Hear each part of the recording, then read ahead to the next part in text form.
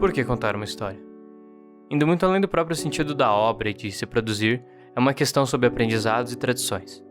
O contar uma história surge desde os tempos imemoriais, antes mesmo da própria escrita ou da consciência de se contar histórias. Seja para saudar os deuses em rituais, ou até mesmo abençoar a caça que estamos prestes a buscar com lança em punho. Isso sem saber se voltaremos para o nosso abrigo na época das cavernas. Histórias nos compõem antes mesmo de nascermos. Se estamos vivos, foi porque algum dia nossos pais ou avós ouviram uma história sobre como realmente cuidar dos filhos, e o que ensinar a eles sobre como entender o mundo e a nós mesmos. Somos feitos de histórias que compõem histórias. Somos construídos pelo passado, escrito com a caligrafia dos avós, para justamente edificar o futuro dos netos. E vamos passar os valores por trás das histórias e falar sobre os mistérios do mundo e de tudo que ainda precisa ser descoberto. É essa influência do mundo ao redor e do contexto social e histórico em que os artistas vivem que vai ajudar a desenvolver a arte e as reflexões criadas. Isso ocorre com grandes nomes não só de cinema, mas também dos quadrinhos e das plataformas de streaming. Seja em um posicionamento mais político, como o Porco Rosso aborda na época em que se passa, nas relações, e até mesmo no reconhecimento do próprio personagem, já que ele é um herói de guerra e agora passa pela tensão da mudança de um governo para um regime totalitário.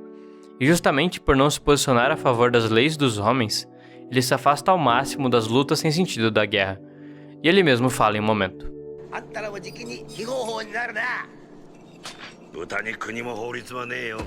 Ou até mesmo de forma mais abstrata, a obra Akira fala da relação de uma geração que foi extremamente afetada pela bomba atômica ao final da Segunda Guerra.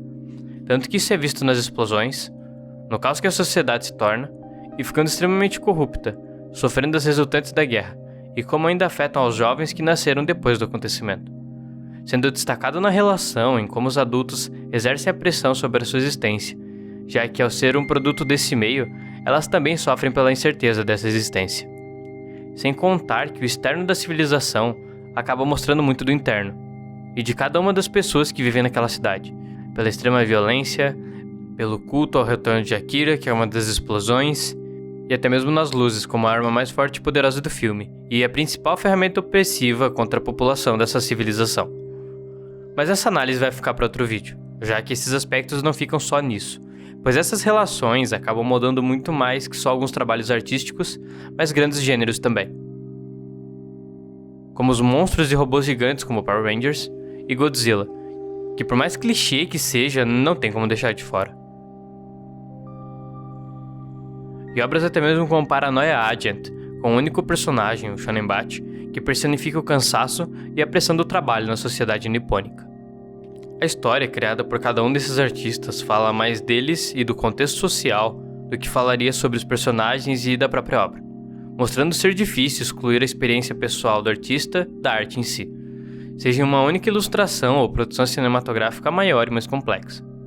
Mas o contar histórias, principalmente pela forma artística e subjetiva da obra, surge pela junção do criador e da obra. E acredito que o melhor exemplo disso é o filme Roma, do diretor Afonso Cuarón, o qual trata de forma simples, porém extremamente aprofundada a relação entre as memórias moldadas na sua infância e a situação do país enquanto crescia, e até mesmo das relações humanas que só foram entendidas em sua totalidade quando adulto, já que aos olhos de uma criança os aspectos mais complexos não seriam compreendidos em totalidade. E Roma é um filme magnífico produzido em 2018, mostrando ainda mais que não é só as obras antigas, mas as novas também, que ainda podem ser carregadas de sentimentalismo, por mais que em grande parte subjetivo, e levar diversos prêmios e críticas extremamente positivas para casa. Tendo uma estética monocromática e situando uma empregada no papel principal, o que por si só já é algo inovador, já que em outras obras pessoas assim são sempre membros à margem do protagonista. Mas já que tudo é subjetivo e as experiências do criador vão orientar a produção, por que ainda faria sentido falar sobre a obra?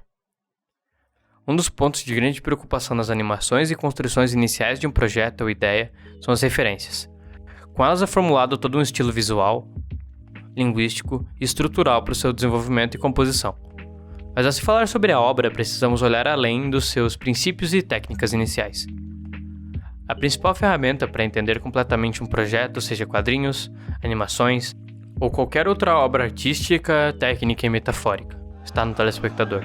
Ou seja, você, que está aí sentado em sua cadeira na frente do computador, no sofá na frente da televisão, ou até mesmo deitado olhando para o telefone antes de dormir. Faz parte da obra também.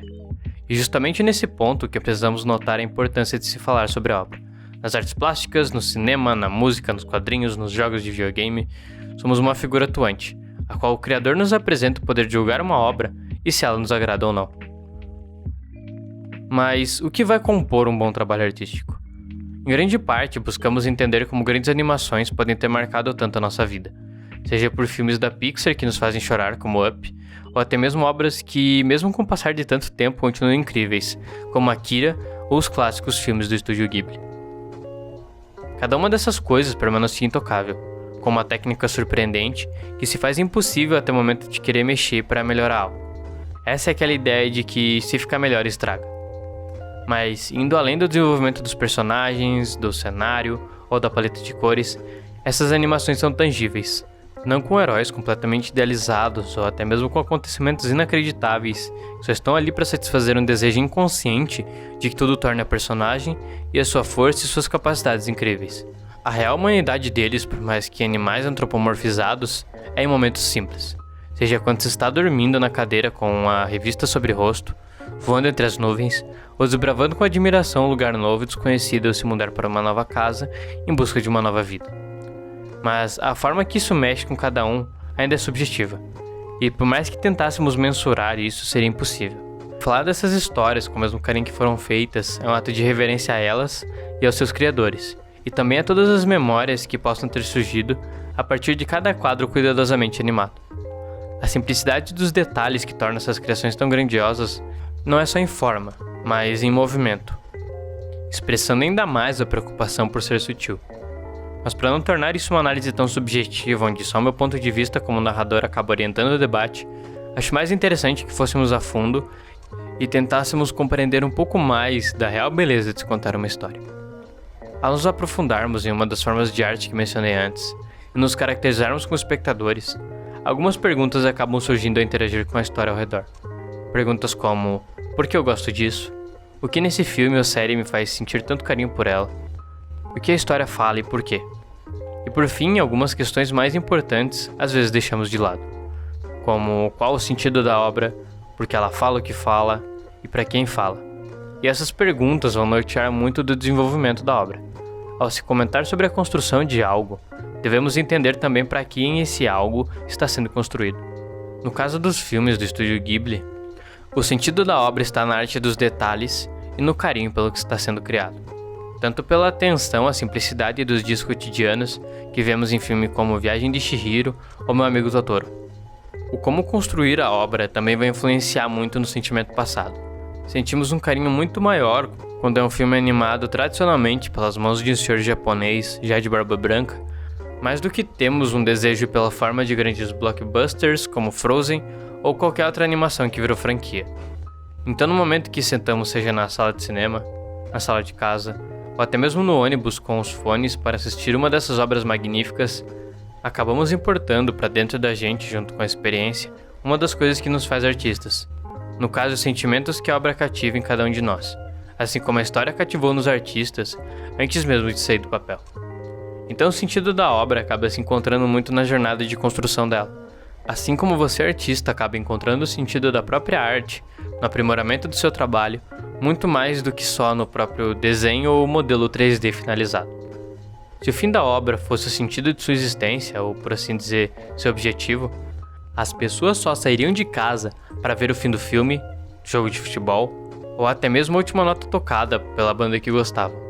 Em sua arte, assim como Roma, Akira, ou até mesmo Porco Rosso, o sentido da arte de nós como artistas se encontra na construção de cada ilustração bem finalizada, de cada quadro bem animado, ou até mesmo em cada fotografia e experiência bem construída para cada espectador que esteja assistindo o que nós construímos com tanto carinho e dedicação.